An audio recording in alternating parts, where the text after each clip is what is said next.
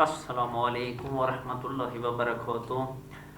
حماد بھائی آپ خیریت سے ہوں گے، ٹھیک ٹھاک ہوں گے؟ تو میرے دل میں پہلی بھی میں کہہ رہا تھا کہ ایک میسیج آپ کے لیے ضرور میں کر لوں۔ آپ کے ٹیچروں سے بھی درخواست ہے، اگر آپ کو ڈائریکٹ یہ میسیج نہیں پہنچا تو آپ کے ٹیچروں کی یہ ذمہ داری ہے کہ وہ آپ تک یہ ضرور یہ میسیج پہنچا دے۔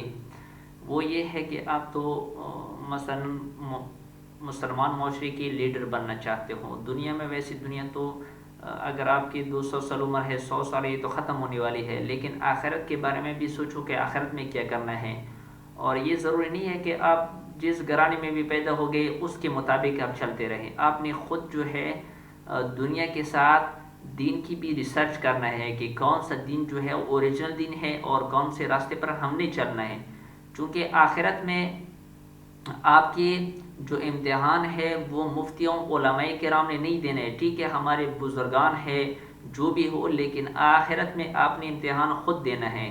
تو آخرت میں جب امتحان خود دینا ہے تو دنیا میں بھی دنیا کے ساتھ ساتھ دین کا بھی خود ریسرچ کرو۔ یعنی اگر آپ اہل سنت کے گھر میں پیدا ہو گئے ہو تو اہل سنت کے ساتھ ساتھ دوسرے مسالے کا بھی خود ریسرچ کرو، اور ان میں سے جو بھی آپ کو صحیح لگے اس کو اختیار کرو۔ یہ نہیں ہے کہ جس گھرانے میں ہم پیدا ہو گئے اسی کے مطابق چلتے رہے، تو یہ تو اصل بات نہیں ہوگی۔ ہم نے خود ریسرچ کرنا ہے، اور چونکہ دنیا میں جو بھی آپ بنے تو دنیا تو ختم ہونے والی ہے، آخرت میں آپ نے خود جواب دینا ہوگا۔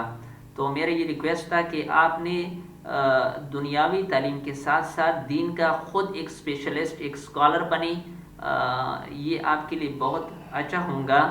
اگر پھر بھی کوئی سوال وغیرہ ہو تو کمنٹ میں ضرور پوچھ سکتے ہیں، لیکن یہ میرا مشورہ تھا کہ درد دل کی وجہ سے میں نے کہا کہ یہ میسیج آپ کو پہنچا دوں کہ خود آپ ریسرچ کر لیں۔ میں خود بھی ایک اسٹوڈنٹ ہوں، میں خود بھی ابھی ریسرچ کر رہا ہوں، تو آپ بھی جو ہے دنیا کے ساتھ ساتھ دین کا بھی ریسرچ کر لیں۔